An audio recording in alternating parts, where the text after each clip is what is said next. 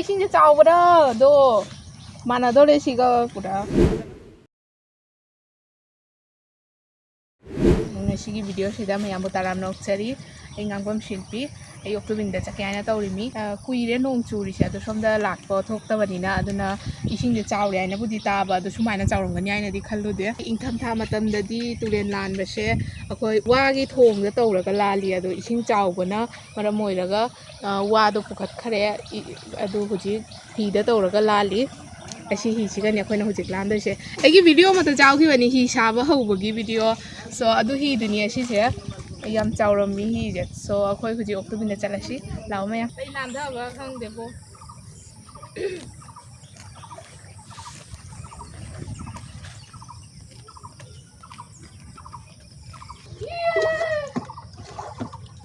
ꯑꯩ ꯀꯣꯛꯀ ꯉꯥꯎꯔꯦꯕꯣ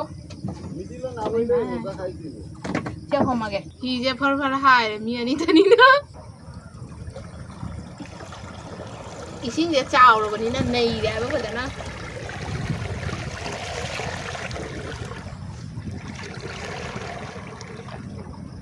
이신제 그래 컸더래. 아시 turensi기 maming dolai kauri. ado asise Indiaga connect oya ba si turensi. Indiada isin 짜오르도 siga 좀 짜오르 하다. 좀더 미 nga 파나리도 하다. अखोई बुबु कोई सुखरा पांगन कर लिया इधर सिर्फ गंगा फाबला में तो खरा शोला बनी ना हो चित्ती नागा फाना दरे सोमदा सुम तुरेन सिना लोग लग बनाए बा nga फाब की मफम जे शेप चादरे सोमदा ने है ना शेप चारे बा अदुना को सोमगी nga फाब से खतंग तो ए हाय तारे दो कोई जोरे लाओ लाओ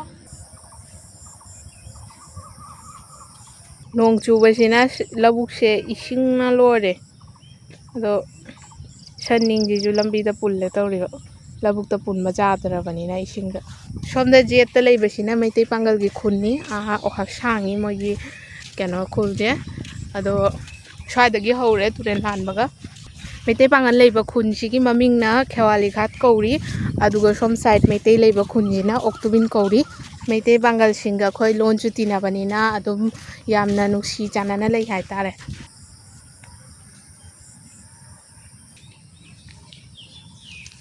हौजी ओक्टोबिन यौरे हौजी ओक्टोबिन यौबगा फंगिजे ओक्टोबिन की प्राइमरी स्कूल असिजे अंडर कंस्ट्रक्शन द लई हौजी अदो असिगे सिगा मैतै मयेक ताकपनाते असिजे एकेडमिक स्कूल नि अखोय मैतै मयेक की ओइना गवर्नमेंट ना खुदंग चाबे स्कूल हौजी फाउदी पीद्री अदो हौजी ताइसे माधोपता नत्रगा पर्सनल मांगोंदा ओइना ताकचबनी अखोय खरनी मांगदसु रामनगर मैतै मयेक ताकपे स्कूल द विजिट तौरे अदो ngachina ओक्टोबिन द लाई अखोय मैतै मयेक ताकपे स्कूल द विजिट तौबगे तै मफमदसु मैतै मयेक ताकपगे मयाम स्कूल ले याइना ताई अदो मसिंग ति क्या सुरिबा खंगदे अदो सिगा मैतै मयेक ताकपनिने गिदा हंगगा अदो चपचाबी मसिंग दो खंगनी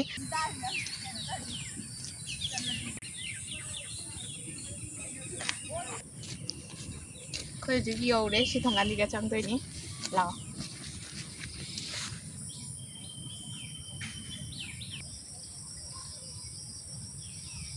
हेलो शिबुन लाबो लाए क्लास हो रही क्लास हो गई लाई बो सिपी लाई नेने ओय मैतै मयेक ता ई आइबदुगा खोय नेने की स्कूल द विजिट तौवा लाक्पनी अदो फरे नेने हुजी लाइक ताकिबनिना अदो क्लास लोर को नवारी सानारसी अदो नेने अच्छा सिल्पी হয় ছাত্র সমিতি কি সভাপতি যু ওই হাই শিল্পী না ngasi আইদি মানে প্রশিক্ষণ কেন্দ্র সিগা লাকপাসে জামনা নুঙ্গাইজै আদু আখোইgi angangsing amasung akhoi ngasi angangsinggi mama oibi singasu ngakang khamsaina hainei adu lakpasi jamna nungaire adu hot ai class ngatang tawjegi ge makhada wari punamak haina siba sana si so moi huji class story mo class to wai makhada khoi nene ga aina khangda basu mayam su hangani nene da do class to wai makhada oina ina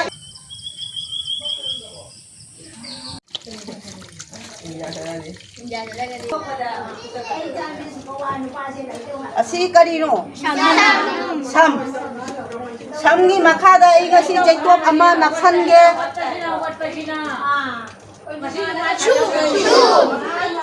asi kari chay tap no unap akhoi gi mai te me ta unap si rasau karga digau karga amata hoina sijanai kana ingam gani makutang alu jang si santolo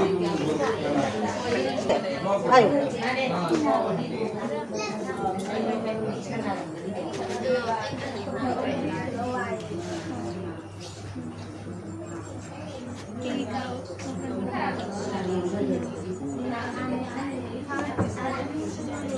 Ako'y hatali ba, Pisi? Ina, pagkano si Ina? Si Karitano? Ina. Ina siya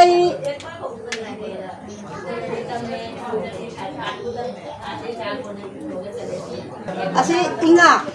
Asi ngaw ni? Ngaw ka kari caytap nape? Ada di ngaw, ale iga nga Inga. अच्छा इंगा मखादा करम बथा हुजी इंगा इंगेल नते इंगेल हां इंगेल था ये इंगेल से कनाई बहै नी jasmine लाओ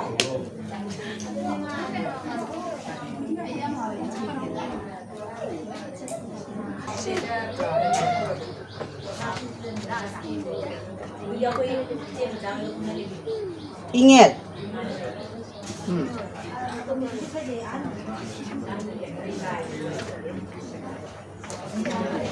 Chalo. Asik kari irami mo Jasmine na. Ingel. Ingel makada kari no. Hawa iba matanda. Asik kari no. Ho. Adai di. Wa. Adai di. Dokter no. Hawa. Hawa ji iba samoy da mai tei mayak mapina kari hai na hau ni. Ho. Hau. Hau. Adai di. Wa. Wa iba se khoi. Asum tano sondai kot laga. Asi thangna de khoi. Adai di. Hawan. Asi donten nogi akhoi lonchumi gadra. Na mayak mapi gadra. Lonchumi ni. Maram di akhoi donten na si akhoi na kontok ta. Juralo bhumika sound ru komoi aduna akhoi lonchum lonchum mayak sijanan. Aduna donten nogi no nagi lonchumi rasi huji.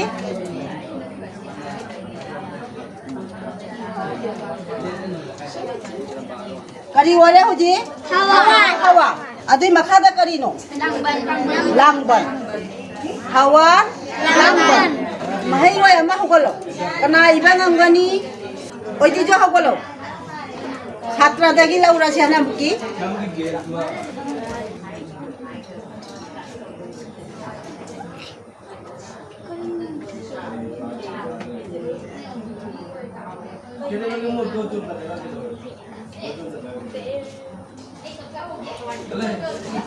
Oy tijo kita ba maya mamuta ko ba hauna piso.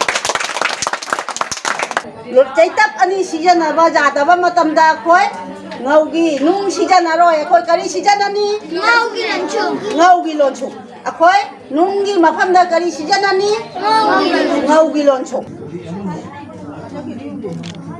ha daru pite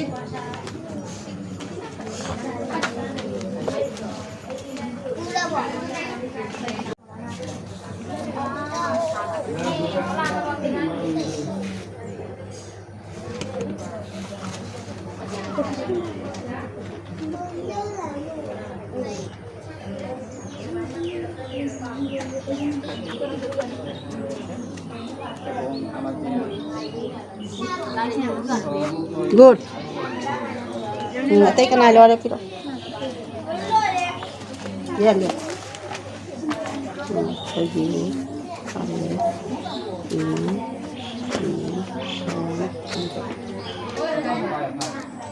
Wow.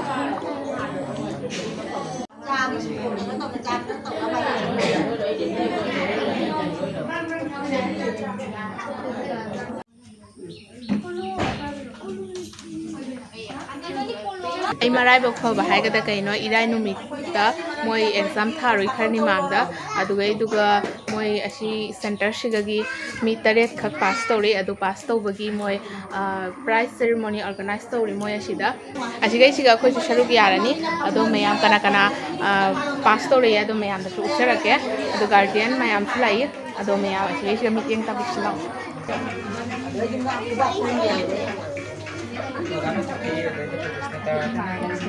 ꯉꯁꯤꯒꯤ ꯄ꯭ꯔꯣꯒ꯭ꯔꯥꯝꯁꯤꯒꯤ ꯃꯌꯥꯏꯗ ꯐꯝꯕꯤꯔꯤꯕꯁꯦ ꯑꯣꯖꯥ ꯕꯤꯟꯗꯥ Devi ꯑꯗꯨꯒꯒꯤꯗꯤ chief gas ꯑꯣꯏꯕꯤꯔꯤꯕꯁꯤꯅ ꯑꯩꯈꯣꯏꯒꯤ ꯔꯦꯍꯅꯥ ꯕꯦꯒꯣꯝ ꯑꯗꯨꯒ ꯃꯊꯪ gas ꯑꯣꯏꯕꯤꯔꯤꯕꯁꯤꯅ ꯑꯩꯈꯣꯏꯒꯤ ꯑꯣꯖꯥ ꯑꯣꯅꯨꯔꯥꯙꯥ ꯁꯣ ꯉꯁꯤꯒꯤ ꯄ꯭ꯔꯣꯒ꯭ꯔꯥꯝꯁꯦ ꯑꯩꯈꯣꯏ ꯁꯤꯗ ꯍꯧꯔꯅꯤ ꯁꯣ ꯃꯦꯗꯥꯝꯗ ꯑꯩ ꯁꯤꯟꯅꯖꯔꯒꯦ ꯉꯁꯤꯒꯤ ꯄ꯭ꯔꯣꯒ꯭ꯔꯥꯝꯁꯦ ꯍꯧꯕꯤꯔꯒꯦ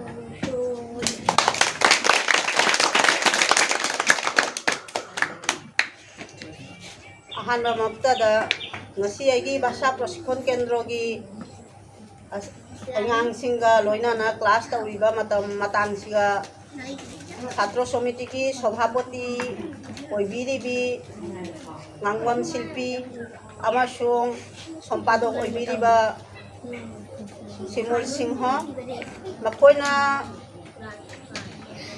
ꯃꯇꯝ ꯁꯥꯡꯅ ꯐꯪꯈꯤꯗꯦ ꯉꯔꯥꯡ ꯅꯤꯡꯁꯤꯡꯉꯩ ꯑꯩꯈꯣꯏꯒꯤ ꯚꯥꯁꯥ ꯄ꯭ꯔꯁꯤꯛꯈꯣꯟ ꯀꯦꯟꯗ꯭ꯔꯒꯤ ꯀ꯭ꯂꯥꯁꯁꯤ ꯑꯃꯨꯛꯇꯪ ꯃꯣꯏ ꯃꯤꯠꯌꯦꯡ ꯇꯥꯒꯦ ꯑꯃꯨꯛꯇꯪ ꯌꯦꯡꯒꯦ ꯑꯩꯈꯣꯏ ꯀꯔꯝꯕ ꯃꯑꯣꯡꯗ ꯀ꯭ꯂꯥꯁ ꯇꯧꯔꯤꯕ ꯑꯗꯨ ꯍꯥꯏꯅ ꯇꯥꯕꯗꯨꯒ ꯄ꯭ꯔꯣꯇꯦꯁꯇꯥ ꯑꯣꯏꯕꯒꯤ ꯃꯔꯨ ꯑꯣꯏꯕ ꯑꯩꯅ ꯑꯩꯈꯣꯏꯒꯤꯗꯤ ꯃꯇꯝ ꯈꯨꯗꯤꯡꯗ ꯑꯅꯨꯁꯊꯥꯟ ꯇꯧꯕ ꯃꯇꯝꯗ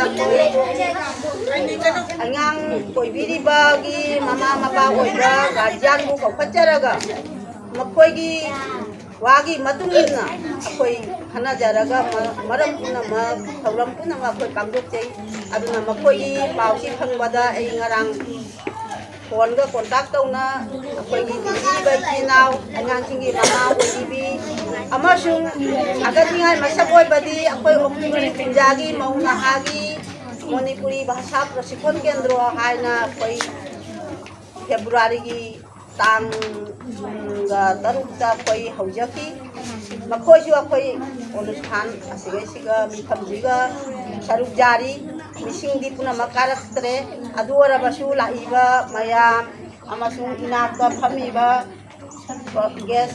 ꯆꯤꯐ ꯒꯦꯁ ꯑꯣꯏꯕꯤꯔꯤꯕꯤ ꯑꯩꯒꯤ ꯀꯣꯂꯤꯛ ꯔꯦꯍꯅꯥ ꯕꯦꯒꯣꯝ ꯑꯃꯁꯨꯡ ꯑꯣꯖꯥ ꯑꯣꯏꯕꯤꯔꯤꯕꯤ ꯑꯣꯅꯨꯔꯥꯙꯥ ꯑꯃꯁꯨꯡ ꯑꯩꯒꯤ ꯃꯍꯩꯔꯣꯏ ꯃꯌꯥꯝꯁꯤꯡꯒ ꯄꯨꯝꯅꯃꯛꯀꯤ ꯃꯐꯝꯗ ꯑꯩꯅ ꯏꯀꯥꯏ ꯈꯨꯝꯅꯕ ꯎꯠꯆꯔꯤ ꯃꯁꯤꯒꯤ ꯊꯧꯔꯝ ꯑꯁꯦ ꯑꯩ ꯌꯥꯝꯅ ꯅꯨꯡꯉꯥꯏꯕ ꯐꯪꯏ ꯃꯔꯝꯗꯤ ꯃꯁꯤ 2019ꯗꯒꯤ ꯑꯩꯒꯤ ꯄ꯭ꯔꯣꯇꯤꯁꯊꯥꯟꯁꯦ ꯍꯧꯈꯤꯕꯅꯤ ꯃꯁꯤ ꯁꯤꯜꯄꯤꯅ ꯁꯚꯥꯄꯇꯤ ꯑꯣꯏꯕꯒꯤ ꯃꯈꯥꯗ ꯑꯩꯈꯣꯏꯒꯤ ꯚꯥꯁꯥ ꯎꯠꯁꯣꯞ ꯍꯥꯏꯅ ꯆꯠꯈꯤꯕ ꯊꯥꯒꯤ ꯇꯥꯡ 16ꯗ ꯚꯥꯁꯥ ꯎꯠꯁꯣꯞꯇ ꯑꯩꯈꯣꯏꯒꯤ ꯑꯉꯥꯡꯁꯤꯡ 14ꯁꯨ ꯁꯔꯨꯛ ꯌꯥꯈꯤ ꯃꯗꯨꯒꯤ ꯁꯔꯨꯛ ꯌꯥꯈꯤꯕ ꯃꯇꯥꯡꯁꯤꯒ ꯑꯩꯅ ꯐꯦꯁꯕꯨꯛꯇ ꯃꯈꯣꯏꯅ ꯀꯩꯅꯣꯗꯨꯒ ꯄꯣꯔꯤꯈꯥ ꯁꯔꯨꯛ ꯌꯥꯕꯗꯨꯒ ꯃꯈꯣꯏꯅ ꯃꯤꯁꯤꯡ 10ꯒꯤ ꯃꯅꯨꯡꯗ ꯃꯃꯤꯡ ꯆꯟꯈꯤꯕ ꯑꯉꯥꯡꯁꯤꯡꯒꯤ ꯃꯃꯤꯡꯗꯣ ꯑꯩ ꯐꯦꯁꯕꯨꯛꯇ ꯄꯤꯖꯈꯤ ꯑꯗꯨ ꯄꯤꯈꯤꯕꯒꯤ ꯃꯈꯥꯗ ꯁꯤꯜꯄꯤ ꯑꯃꯁꯨꯡ ꯁꯤꯃꯨꯜ ꯃꯈꯣꯏꯅ ꯁ꯭ꯇꯦꯇꯁꯇ ꯑꯉꯥꯡꯁꯤꯡꯒꯤ ꯃꯣꯏꯅ ꯁꯔꯨꯛ ꯌꯥꯕꯗ ꯃꯣꯏꯅ ꯉꯝꯖꯁꯛ ꯑꯣꯏꯖꯔꯛꯄꯗꯨꯒ ꯃꯣꯏꯅ ꯄꯦꯟꯃꯟꯈꯤꯗꯨꯅ ꯑꯩꯈꯣꯏꯒꯤ ꯑꯉꯥꯡꯁꯤꯡꯒꯁꯨ ꯑꯃꯨꯛꯇꯪ ꯎꯅꯖꯒꯦ ꯑꯗꯨꯗꯩ ꯑꯩꯒꯤ ꯄ꯭ꯔꯣꯇꯤꯁꯊꯥꯟ ꯃꯔꯝꯗ ꯑꯃꯁꯨꯡ ꯑꯩꯈꯣꯏꯒꯤ ꯒꯥꯔꯖꯤꯌꯥꯟ ꯑꯃꯁꯨꯡ ꯑꯩꯈꯣꯏꯒꯤ ꯃꯧ ꯅꯍꯥꯒꯤ ꯚꯥꯁꯥ ꯄ꯭ꯔꯁꯤꯛꯈꯣꯟ ꯀꯦꯟꯗ꯭ꯔꯗ ꯁꯔꯨꯛ ꯌꯥꯔꯤꯕ ꯃꯈꯣꯏꯗ ꯋꯥꯍꯪ ꯈꯔꯇꯪ ꯊꯝꯖꯒꯦ ꯍꯥꯏꯅ ꯃꯥꯅ ꯍꯥꯏꯖꯔꯛꯑꯦ ꯑꯗꯨꯅ ꯉꯁꯤ ꯑꯩꯒꯤ ꯊꯧꯔꯝꯁꯦ ꯄꯥꯡꯊꯣꯛꯆꯕꯅꯤ ꯑꯗꯣ ꯑꯩꯈꯣꯏꯒꯤ ꯆꯤꯐ ꯒꯦꯁ ꯑꯣꯏꯕꯤꯔꯤꯕ ꯃꯦꯗꯥꯝ ꯔꯦꯍꯅꯥ ꯕꯦꯒꯣꯝꯗꯒꯤ ꯈꯛꯇꯪ ꯃꯥꯒꯤ ꯇꯥꯡꯂꯕ ꯃꯇꯝꯗꯨꯗꯒꯤ ꯑꯩꯈꯣꯏ ꯈꯤꯇꯪ ꯀ꯭ꯋꯦꯁꯟ ꯈꯔ ꯇꯧꯖꯒꯦ ꯑꯣꯀꯦ ꯈꯣꯂꯥꯏ ꯁ꯭ꯀꯨꯜꯒꯤ ꯃꯦꯗꯥꯝꯅꯤ ꯍꯥꯏꯅ ꯈꯨꯗꯥꯏ ꯄꯥꯡꯒꯜ ꯁꯣꯃꯣꯡ ꯑꯁꯦ ꯁꯔꯨꯛ ꯌꯥꯕꯒꯤ ꯃꯔꯝꯗ ꯃꯦꯗꯥꯝꯒꯤ ꯀꯌꯥꯝ ꯏꯟꯇꯔꯦꯁ ꯂꯩꯕꯒꯦ ꯑꯩꯒꯤ ꯈꯪꯍꯟꯕꯤꯌꯨ ꯃꯅꯤꯄꯨꯔꯤ ꯃꯌꯦꯛꯁꯤꯗꯤ ꯑꯩꯈꯣꯏꯒꯤ ꯕꯪꯒ꯭ꯂꯥꯗꯦꯁꯀꯤ ꯇꯧꯔꯤꯕ ꯃꯅꯤꯄꯨꯔꯤ ꯃꯌꯦꯛꯁꯤꯗꯤ ꯑꯩꯈꯣꯏ ꯑꯉꯥꯡꯁꯤꯡꯁꯤ ꯈꯪꯗꯕꯤꯗ ꯑꯗꯨ ꯃꯌꯦꯛꯁꯤꯗꯒꯤ ꯑꯉꯥꯡꯁꯤꯡꯁꯦ ꯃꯌꯥꯝ ꯊꯥꯞꯇꯣꯛꯈꯤꯗꯧꯔꯦ ꯍꯥꯏꯅꯁꯨ ꯑꯩꯒꯤ ꯏꯆꯥꯅꯨꯄꯤꯁꯨ ꯁꯣꯜꯂꯕꯅꯤ ꯑꯗꯨ ꯌꯥꯝꯅ ꯍꯔꯥꯎꯏ ꯏꯆꯥꯅꯨꯄꯤꯁꯨ ꯃꯌꯦꯛꯁꯨ ꯈꯪꯉꯦ ꯄ꯭ꯔꯥꯏꯖꯁꯨ ꯐꯪꯉꯛꯄꯅꯤꯅ ꯑꯗꯨ ꯃꯅꯦ ꯑꯩ ꯅꯤꯖꯦꯗꯒꯤ ꯏꯟꯇꯔꯦꯁ ꯑꯣꯏꯅ ꯃꯅꯤꯄꯨꯔꯤ ꯃꯌꯦꯛꯁꯦ ꯈꯪꯅ ꯅꯨꯡꯉꯥꯏꯅ ꯆꯥꯏꯁꯨ ꯇꯝꯍꯜꯂꯅꯤ ꯑꯗꯩꯗꯤ ꯑꯩꯒꯤ ꯀꯣꯂꯦꯖ ꯑꯣꯏꯔꯤꯕ ꯑꯩꯒꯤ ꯑꯣꯖꯥ ꯄꯤꯖꯥꯗꯤꯁꯨ ꯑꯩꯒ ꯂꯣꯏꯒꯦ ꯀꯩꯗꯧꯕꯅꯤꯅ ꯗꯤꯗꯤꯅ ꯁꯤꯗ ꯈꯔ ꯄ꯭ꯔꯣꯁꯤꯀꯣꯟ ꯄꯨꯂꯤꯁꯦ ꯌꯥꯝꯅ ꯍꯔꯥꯎꯏ ꯑꯗꯨ ꯗꯤꯗꯤꯅ ꯄꯨꯂꯤꯁꯤ ꯃꯥꯅꯦ भविष्यदसु अतैसु ngam adai si kati su aro bari dana aro digi aro unnoti hoiba ngamba adu ya satori si ara ni sanga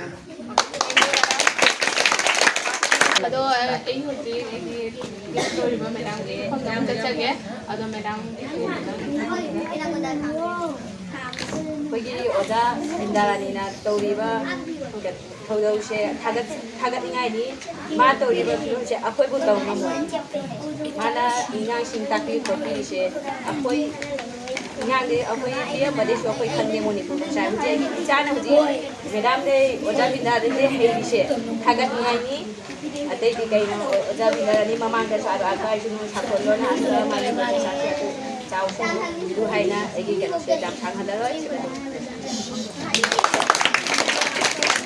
ado je madam singi wahai ta ba loi re hoji guardian khara gi wari ta bi se ado long su yam lae kha jam khara yang na lotion Nasimite mayak na na ko je dindana ko bujam na haraw na ngin ni kakli ko ji tam hai na ko ji sao le na ngai na dam ja ge ai na wakil da adu mana ko ji tam ni lai adu amuktang gi hau gi handa atei di kena tau di mathang na irai tha khuding ahamba irai nimita na tamni du handa tam badi kena tau di adu su ingang sing gi su koi basa ko si kon tam baji ge jam na nungai re ingang je ai ingang si ka parikha pass tau jare jau jare atu ju hena ai aro su hena nungai ba phauri ingang ni parikha pass tau re haiba mata ina khubak khuba matam da jam na harau na phuba matam da o jam na ibu nok lakhi harau oi hena no lakhi asi ju ai ngai ba phawi adu asi haraga ai su loi chandara ge jam na ju okay ado nene gi manak tu su chasi nene su mete mek tambiri ro aisu metai mayak tamba siga saruk jajari aigi ita ani masu tammi ita ani maksu nahan parikha da khandibirei jabindana ngasi takpiram badagi metai mayak se ita ani su khange aisu tamba jawa sida mayak se kuina tamba ngamjadri sangna noma khak laame aduga ita ani na heirabani na ita ani dagi mayama khange mayama heire aduna mitai mayak tamba se jamna nungai ai jati magi mayak khangjanba nungai harawi so je guardian amagi manak tu chasi nene gi manak gi tani Nong jure